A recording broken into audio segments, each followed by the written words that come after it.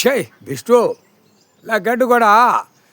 குடும்பம் வாழுத, குடும்பத்துக்கு என்ன கொடுத்துருக்காரு ஆண்டவன் பகவான்? என்னடா கொடுத்துருக்காரு? ஏண்டா போதையை குடிச்சிக்கிட்டு போதை ஊசிகளை போட்டுக்கிட்டு போதைக்குள்ளே போட்டு இப்படியாடா பூரா பாழாக்கிட்டான். இந்த அரசியல்வாதி இந்த செம்மத்தில் எல்லாமே பாழாக்கிட்டான். 7 சனி நீதிமன்ற கோர்ட்டில் 10 to 11 உட்காந்து ஆட்டுவான். இப்போ அரசியல்வாதி எல்லாவனுமே மாட்டுவான். மாட்டல கையை காலை ஒடிச்சு விட்டு குடும்பம் நாரி போவோம். உன் குடும்பம் நீ இங்கே மாட்ட முடியாதுல்ல. இங்கே எதான் எல்லாம் வழக்கு இதில் பெட்டிஷன் இருக்குது, இதில் இருக்குது, அது இருக்குது, அப்படியே 4 மூலம் தள்ளி போகிற உன் குடும்பத்தில் அரசியல்வாதி குடும்பத்தில் தாக்கம் நீதிமன்ற கோர்ட்டில் இருக்கிற தாக்கத்தில் 7 சனி பார்க்கையில் உன் குடும்பம் ரத்தமாக பிடுங்கி போவோம் ரோட்டு காட்டுகளில். புரியுதா இல்லையா? உன் வீட்டுலேயும் ரத்தமாக பிடுங்கி அப்படியே ரன்ன பள்ளி எடுத்து போடுவார். புரியுதா?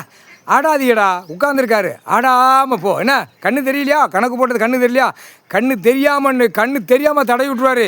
8 7 உழைச்சோடு கணக்கு இருக்குது. அந்த காய்ச்சல் விட்டாச்சுன்னா மூளையில் பிடிச்ச உடனே மூளை பிடிச்சா 2 கண்ணை செயலை இழந்து விட்ருவா. கடவுள் இழந்து விட்ருவார். கண் இழந்து போய் தடவை விட்ருவார். எல்லாம் படைக்கையில் இந்த சேட்டை பண்ணுவான், இந்த சேட்டை வரும். அந்த டயத்தில் எல்லாம் ஓலைச்சோடு அந்த கணக்கு வச்சுருப்பார் கடவுள். அவர் வச்சுருப்பார். அப்படியே விட்டுருவார். விட்டோடனே கண் செயல் இழந்தே தடவு. சரியா? அகம்போத சேட்டை அநியாய சேட்டை பண்ணாதா. சரியா? கணக்கு போட்டாச்சு. 7 சனி நீதிமன்றத்தில் உட்காந்தா எப்படி இருக்கும்? இப்போ ஆட்டு சிட்டி கிராமத்தில் ரத்த பூமி தான் மாறும். அப்படியே போகும், அப்படியே பறகி போகும். அப்படியே பார்ப்பான் இந்த கிராமம் எங்கே வரைக்கும் இருக்குது, அங்கே சேட்டை இருக்கான்.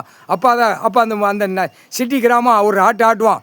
ஆட்டையில் தெருக்காட்டுகளை பொம்பளை சட்டியும் பெட்டியுமா பறந்து கையை காலை அடித்து நொறுக்கி அந்த மாதிரி போகும். முக்கால் சத்தியம்.